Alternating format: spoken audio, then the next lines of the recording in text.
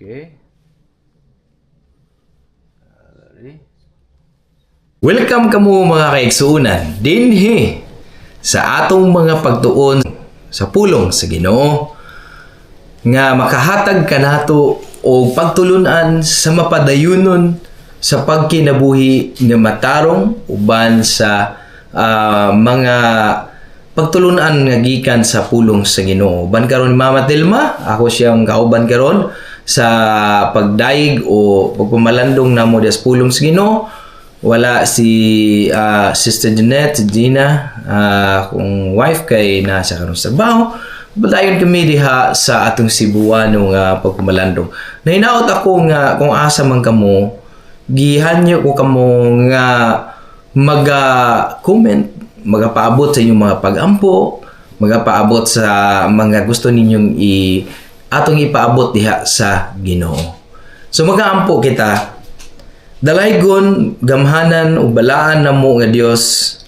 Langit nung amahan, iduol kami nagpasidungog kanimo. Aron nga simbahon o pasidunggan ka. Kaya dili matupungan ang imong kaayo o gugma. Anaa diha kanimo ang kalinaw. Anaa kanimo ang kadasig. Anaa kanimo ang kaalam. Iduol kami ning mapadayonon nga tuig Ginoo. Sa among kinabuhi, among balikan, among ihalad, ang among kinabuhi o paningkamutan namo nga dili kami mahiuyon aning kalibutana.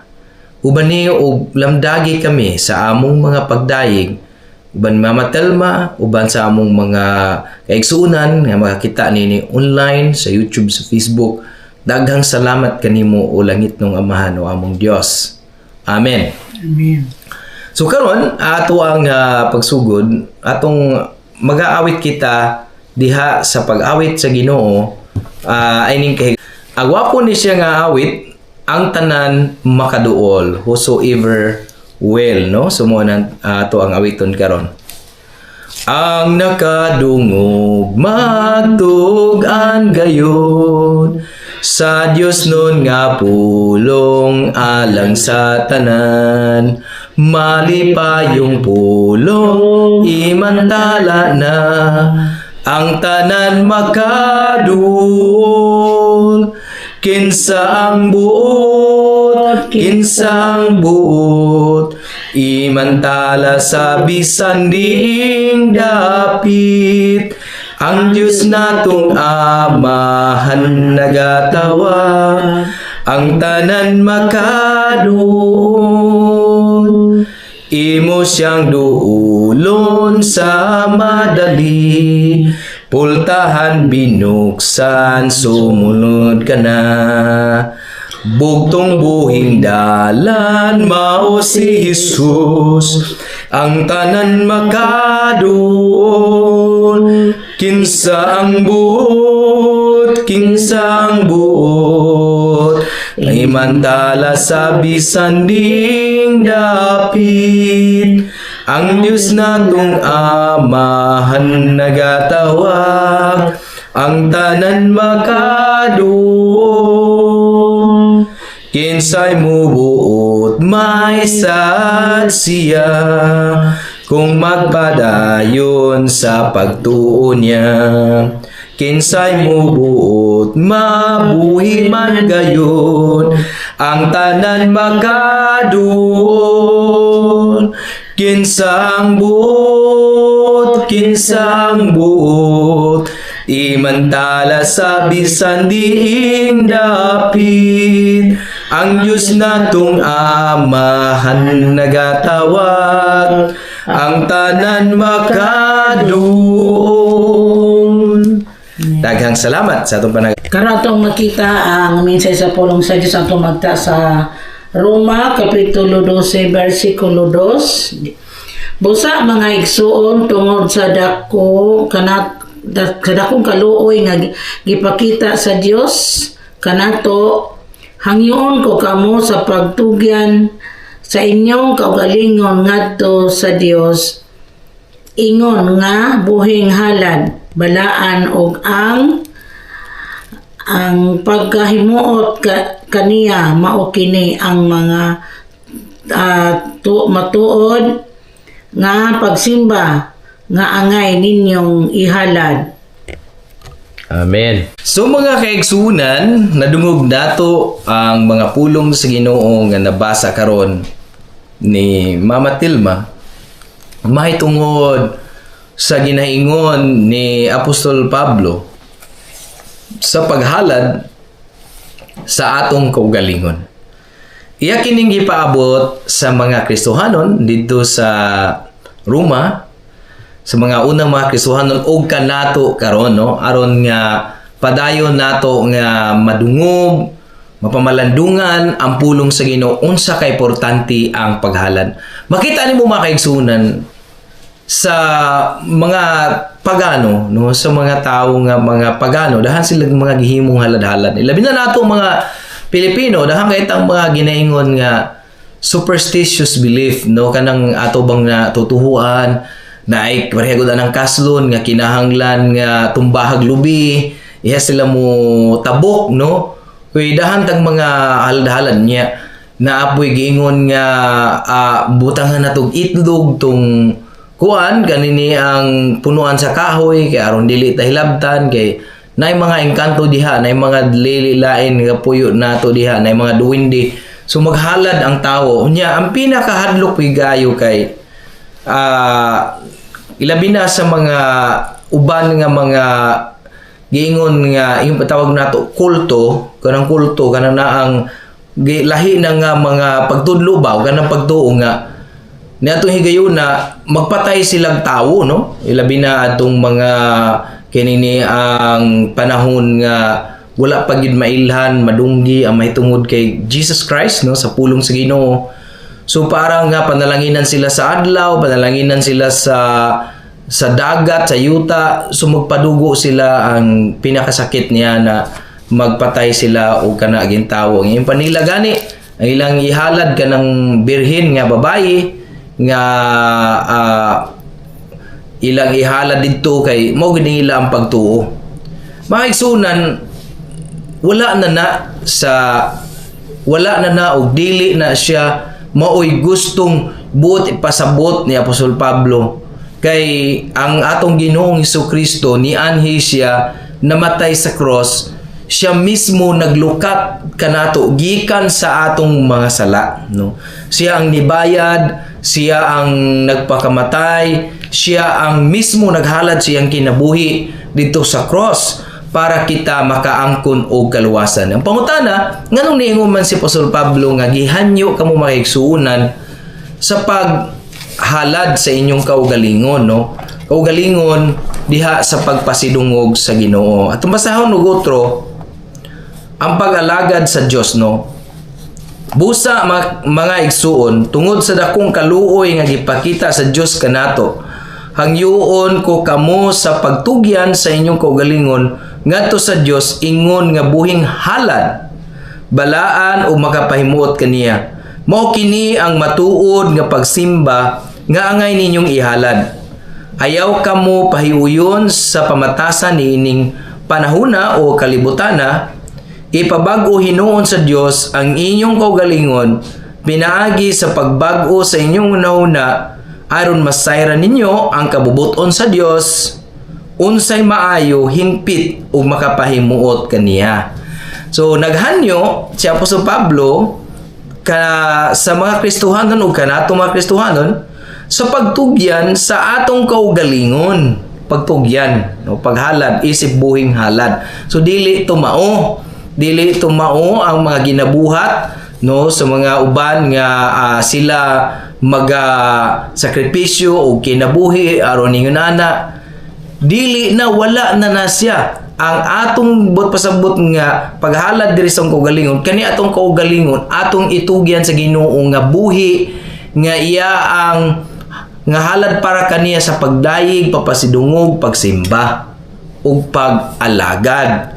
So mao na ang pinaka kuandering nga katong atong mga sa una sa wala pa maili si Kristo, sa mga tawo nga wa pa kailan ni Kristo, so lahi ang ila ang sistema sa paghalad mo nagingon nato dili maayo kita gihigugma kita sa Dios ang iyang grasya ang iyang gugma, iyang kaluoy, niabot ka nato, ug ipadala niya iyang bugtong anak, atong Dios Amahan, nga si Kristo, atong Dios, ug ang balaang espiritu nga nagapuyo diha sa atong kinabuhi. Sumuna nga ang atong Dios na tulo ka persona nagapadayag no sa alang kanato, nagpakita sa gugma o nga atong Ginoong Kristo namatay sa cross. Mao na nga naghalad ang atong Ginoong Kristo siyang kinabuhi, siya mo'y ultimatum nga halad, siya ang nagluwas ka nato, ang halad sa iyang kinabuhi aron ikaw o kita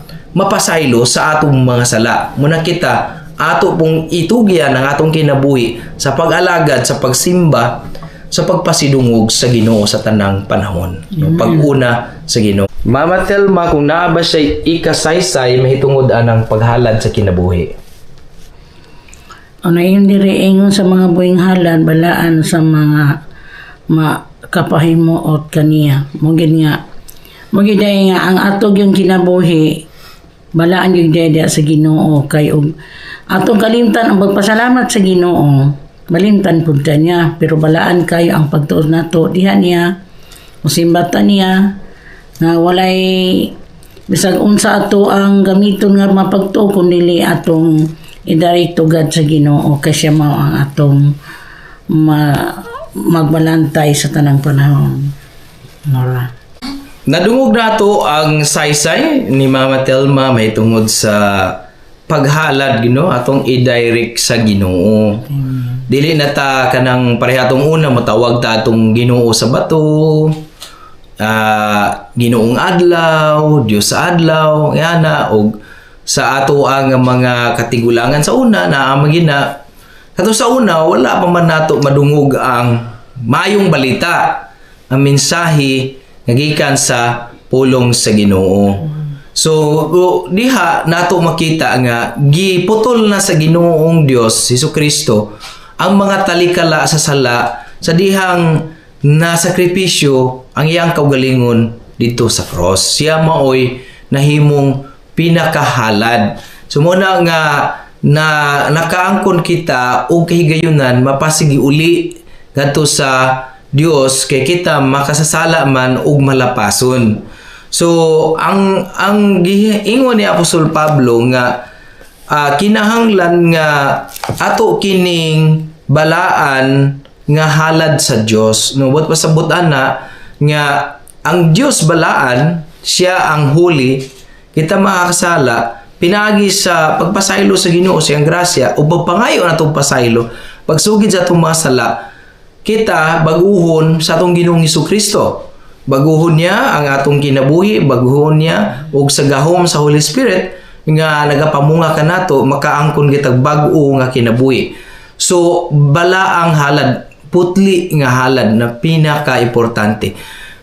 Maayo pud nga kita muhatag o salapianon nga bahin para sa Ginoo sa mga buluhaton, sa ministry o pagsimba. O kamo nabati ninyo nga gusto mo nga i-bless ninyo kini amo ang ministeryo sa Ginoo sa Cebuano Bible Reflection. Ayaw kamo ka limot pagkontak usab kanamo kung gusto mo nga i-bless nako o i-share, welcome pud na nato no magawa sa mga pagampo. Importante kayo nato ang pagduol liha sa Ginoo no pagtugyan sa ato ang kinabuhi kay mao kanay pinakalabaw nga nato nga maipasalamat sa Ginoo. No ang ato ang pag-alagad, pagsimba kaniya.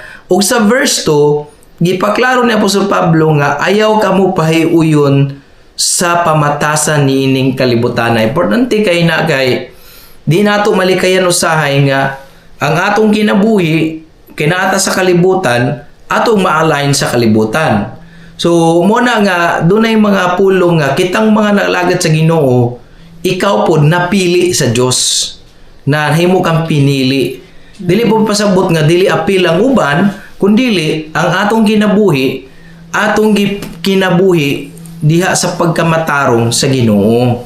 So dili ta magpadala sa unsang mga tentasyon dinhi sa kalibutan